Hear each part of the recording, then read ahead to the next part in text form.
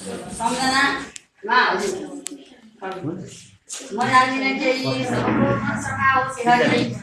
ज्ञानी सकसले प्रार्थना गर्छु म हजुरको सर्वबुद्धि सबैलाई अनेक नाम छन् हजुरका भक्तिकार गर्नलाई भक्ति भावनाले भगवानको दर्शन गर्छु अहिले भक्ति ज्ञानले सबैको सोच राम्रो होस् भने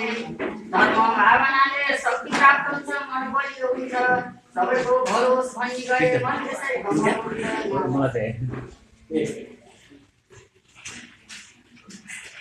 आज म भन्छु केही तिमीहरूलाई जीवनका कुरा राम्रो लागि आज भनेका कुरा मनमा लिनुभएको कुरा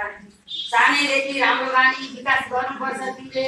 राम्रो बानी भयो भने जीवनमा खुसी हुन्छौ नामले बिहान सबै उठ्नु नित्य कर्म गर्नु हेर कति राम्रो आमाले नि भन्नुहोला कति राम्रो भयो नानी हाम्रो बिहानै पढ्नु आमाबाले भनेको मान्नुपर्छ तिमीले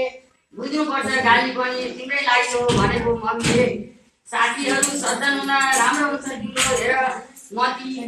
सबैसँग मिल्नु तर राम्रो नराम्रो चिन्नुपर्छ साथी सफा सुग्घर हुनुपर्छ आफ्नो अनि वरिपरि हाम्रो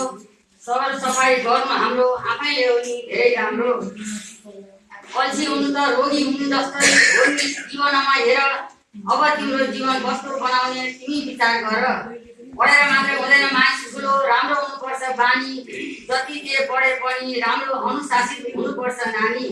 बालक जवान हुँदै हुन्छन् पछि मानिस बुढो सबैलाई सम्मान गर्नुपर्छ राम्रो बोल्नुपर्छ आफै